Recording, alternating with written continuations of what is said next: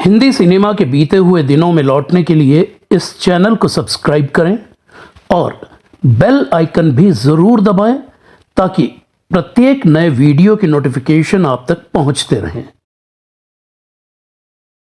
नमस्कार, मैं शशर कृष्ण शर्मा बीते हुए दिन में आपका स्वागत करता हूं। आज बात बेगम पारा की, जिनका जन्म एक बेहद पढ़े लिखे, संभ्रांत और खुले विचारों वाले खानदान में हुआ था। बेगम पारा यानी हिंदी सिनेमा के इतिहास की पहली पिनअप गर्ल, बेहद तेज तर्रार, अल्ट्रामॉड और बिंदास छवि वाली पहली अभिनेत्री। बेगम पारा का करियर महज 15 साल और 28 फिल्मों तक ही सिमटा रहा, लेकिन उनकी उस बिंदास छवि की छाप आज भी बुजुर्ग हो चले उस दौर के दर्शकों के जहन में उतनी ही ताजा है। साल 1951 में अमेरिका की मशहूर लाइफ मैगजीन में छपी बेगम पारा की तस्वीरों ने उनकी लोकप्रियता को देश की सीमाओं से बाहर अंतर्राष्ट्रीय स्तर पर पहुंचा दिया था। साल 1950 से 1953 तक चले कोरिया के युद्ध में लड़ रहे अमेरिकी फौजी बेगम पारा के ऐसे दीवाने हुए कि उनकी वो तस्वीरें हर एक फौजी बैरक की दीवारों पर टंगी नजर आने लगी और इसीलिए बेगम पारा को पहली भारतीय पिनअप गर्ल कहलाने का रुतबा हासिल हुआ। बेगम पारा से मेरी मुलाकात 29 अप्रैल 2005 की शाम अंधेरी पश्चिम के यारी रोड के उनके फ्लैट पर हुई थी।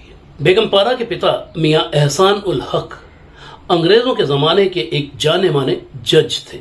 उस जमाने की अलग अलग रियासतों में उनका तबादला होता रहता था। रिटायरमेंट के वक्त वो राजस्थान में चीफ जस्टिस के पद पर थे।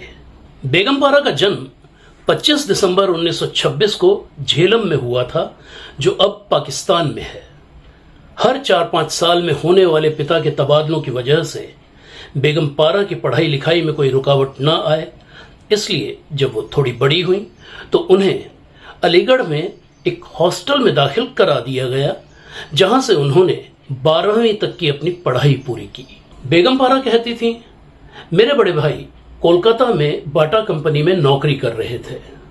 हमारे घर का माहौल बेहद खुला हुआ था, इसीलिए जब मेरे भाई ने बांग्ला फिल्मों की जानी मानी अभिनेत्री प्रोतिमा दास गुप्ता से प्रेम विवाह किया तो घर में किसी भी तरह का कोई विरोध नहीं हुआ। शादी के बाद बेगम पारा के भाई भाभी कोलकाता से मुंबई चले आए, जहां प्रोतिमा दास गुप्ता को AR कारदार की साल 1943 की फिल्म नमस्ते में हीरोइन का रोल करने का मौका मिला।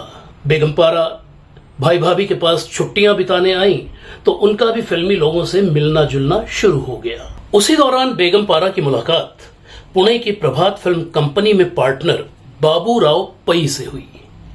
पई ने बेगम पारा को अपनी कंपनी की फिल्म चांद में हीरोइन का रोल ऑफर किया और इस तरह साल 1944 की फिल्म चांद से बेगम पारा ने अपने अभिनय करियर की शुरुआत की। फिल्म चांद के डायरेक्टर थे D.D. कश्यप। भारतीय सिनेमा के इतिहास की पहली संगीतकार जोड़ी हुस्नलाल भगत राम ने भी फिल्म चांद से ही अपना करियर शुरू किया था। इस फिल्म में बेगम पारा के हीरो थे उस जमाने के स्टार प्रेम अदीब। अगले 15 सालों तक बेगम पारा की गिनती उस दौर की सबसे व्यस्त हीरोइनों में होती रही। उस दौरान उन्होंने कुल 28 फिल्मों में काम किया।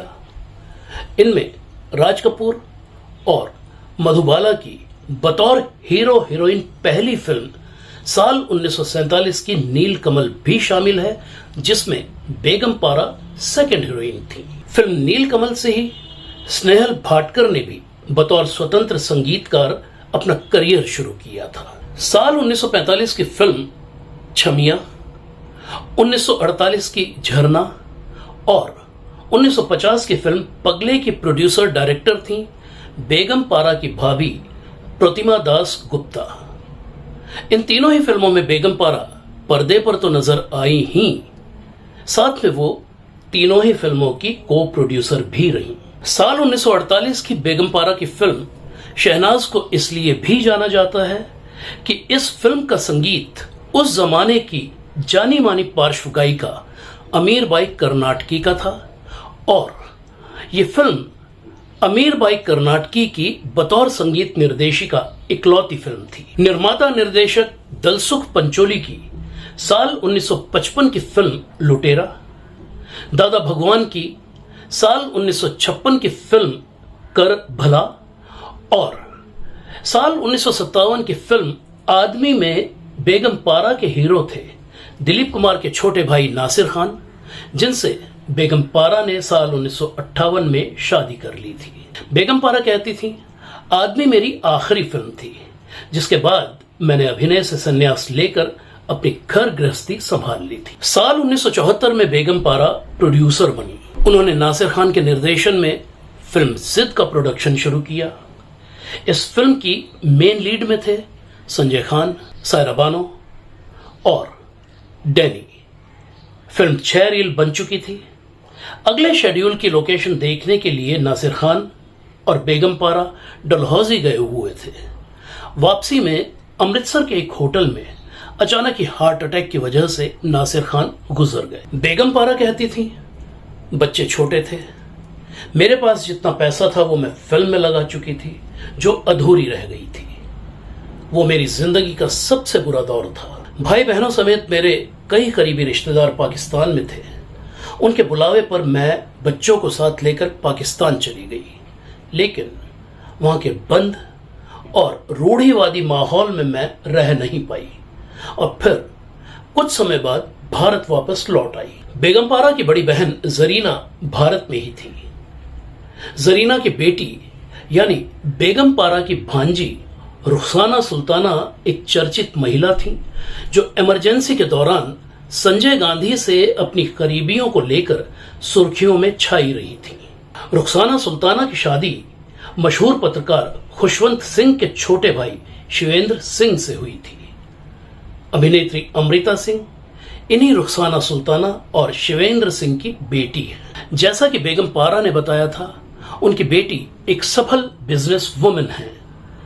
बेगम पारा के बड़े बेटे नादिर खान का कम उम्र में ही निधन हो गया था। बेगम पारा के छोटे बेटे अयूब खान आज एक जाने माने अभिनेता हैं।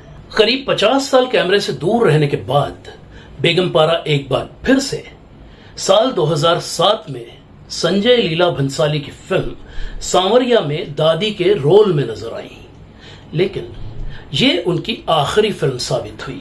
बेगम पारा का निधन 10 दिसंबर 2008 को 82 साल की उम्र में मुंबई में हुआ। तो ये थी कहानी भारतीय सिनेमा की पहली पिनअप गर्ल और अपने दौर की सबसे बिंदास अभिनेत्री बेगम पारा की।